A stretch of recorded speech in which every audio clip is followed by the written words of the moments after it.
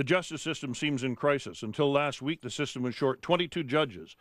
You've announced just 9 new appointments. That's 13 short, and people are being freed from serious charges because there aren't enough judges. More than 100 cases have been thrown out because they couldn't get into court in timely fashion.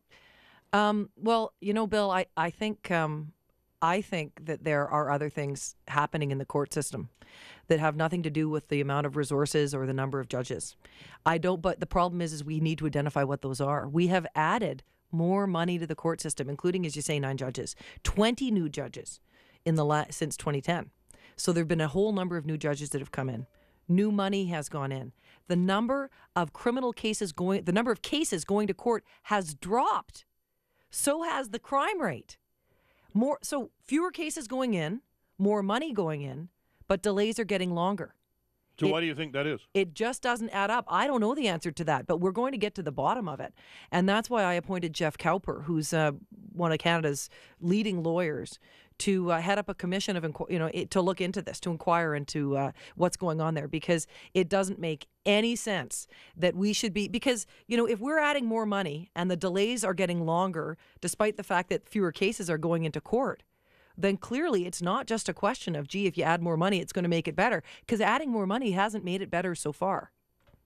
But you're not adding enough judges. Well, but, you'd think that with the number of cases going to court dropping, less caseload, that, what's happened, Bill, is that the number of cases have dropped. The crime rate has dropped. We have added judges. You would think that all those three, that confluence of 3 events would mean that the delays are actually getting shorter. Well, I'm told but they're not. They're getting longer. One of the reasons is the courts are being clogged by drinking and driving charges, which are taking much longer to process today than they did a couple of years ago. I don't know that that's necessarily the case, Bill. The thing is that the average length of case has not gone up. So add that to this weird scenario. What are you saying, the system is inefficient, that judges aren't sitting long enough or working long enough, or that the courts aren't open long enough? We are going to have a good deep look into it. I think, it's not just what's going on in the courts. And this is because there are other aspects of the justice system that really have an impact. So, for example, after someone finishes their sentence, if they go to jail, they go out to the community. Well, those first 60 days of placement in the community are absolutely crucial in determining whether or not that person is likely to commit another crime. Do they go to a stable home, to potentially to a stable job? Are they in a community where they have family and support, to be there for them? So those 60 days really matter.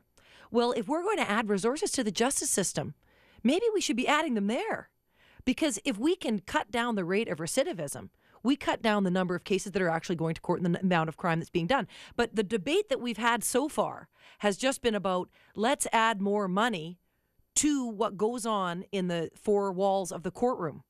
Well, I think that we need to think a lot more broadly than that about our justice system. If new resources are required, they may be required outside the justice system. And that may be why, when we've added more money to the system and more judges to the system inside the 4 walls of the court, it hasn't made a substantive difference in terms of the delays. Speaking of resources, you ordered a review of BC Hydro when you felt the company was getting bloated, too many high-priced employees, not in the field, but in head office. Are you satisfied that BC Hydro has been reined in?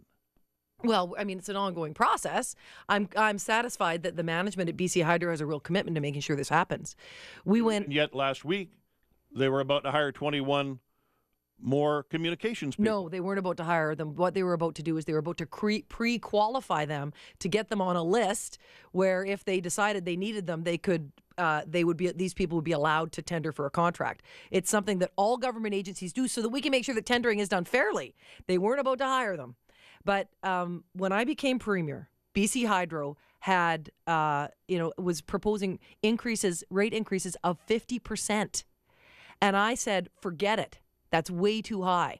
But we had to figure out how we could try and ratchet down that cost. So That was why we went in the first of the series of these reviews, to get to the bottom of what was going on there and to try and figure out what the causes of that increase were. And we discovered that BC Hydro could afford to shed about 1,000 employees because, that was part of what was driving the rate increases. Another one was the government's policy, my predecessor's policy, to measure their needs based on the worst possible drought year, which again was having an impact on rates. So we're addressing those issues. And because, I get it. People are struggling to get ahead in a really tough economy, and people can't afford 50% rate increases in BC Hydro. Much more with Christy Clark, the Premier of BC, right after the news to the top of the hour. You are listening to an expanded Chorus Radio Network production this morning with Bill Good.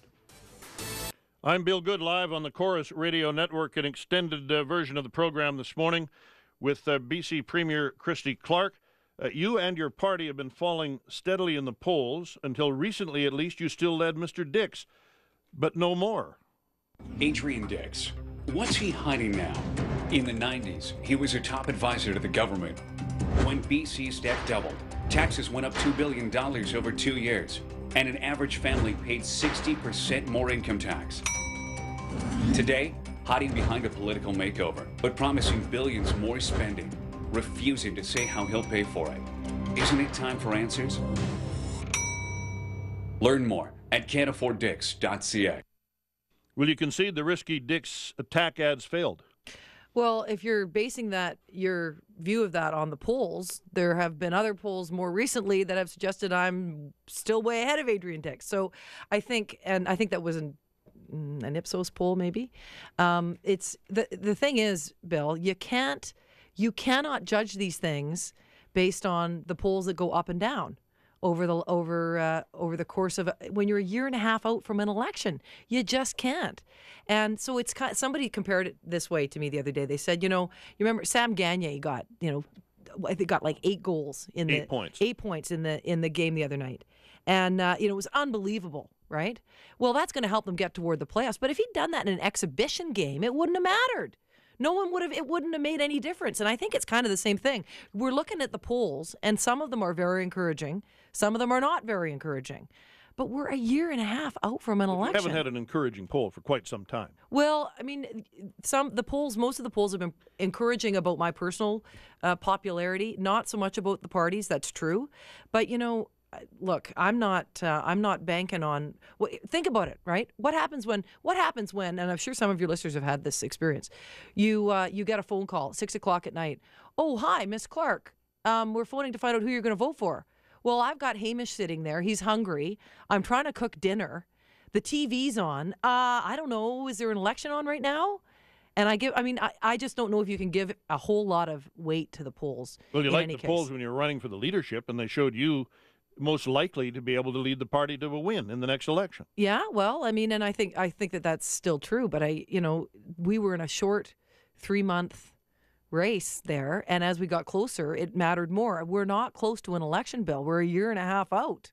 But what about John Cummins and the Conservative Party? I saw a poll that showed 27% of people who voted Liberal last election now plan to vote Conservative. That spells big trouble for you. Whose poll was that? Well, I don't have it with me, but I did see it last week. Well, this is the thing, right? You can't. There are a lot of polls out there. Some of them come from different sources, and the Conservatives are trouble for you. Well, I think the trouble for British Columbia is Adrian Dix. I'm focused on trying to create and protect jobs in the province. That is my singular focus, and it has been since the day I became premier.